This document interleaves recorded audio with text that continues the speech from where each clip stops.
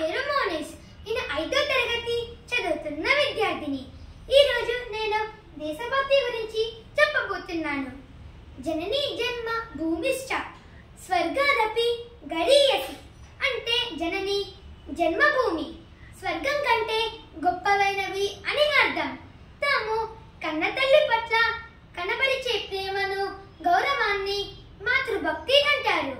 అలాగే దేశం పట్ల కనబరిచే ప్రేమ గౌరవాలను దేశభక్తి అంటారు.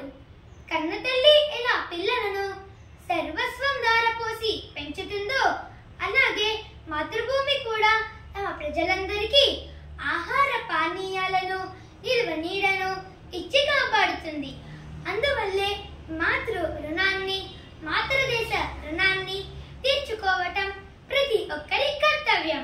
దేశం కోసం దేశ రక్షణ కోసం తమ సర్వస్వాన్ని త్యాగం చేసిన వారెందరో ఉన్నారు. వారిలో ముఖ్యంగా కొంతమందైన మహాత్మా గాంధీ, సుభాష్ చంద్రబోస్, భగత్ సింగ్ వంటి వారు దేశం కోసం చేసిన శ్రమలను గుర్తించాలి. ఇతర దేశాలు ఆవిర్భావమునకు ముందే మన దేశంలో నాగరికత వికసించినది. ప్రపంచ దేశాలకు సంస్కృతి నేర్పిన దేశం మనది. మన దేశంలో ఎన్నో జాతులు, కులాలు, మతాలు, వర్గాలు, వర్ణాలు ఉన్నవి.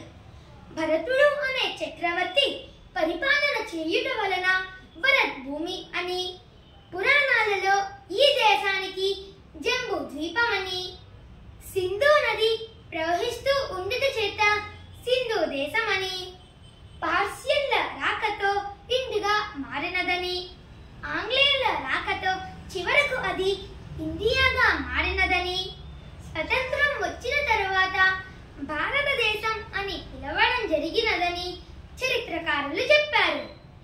దేశమును ప్రేమించుమన్నా మంచి అన్నది పెంచుమన్నా దేశం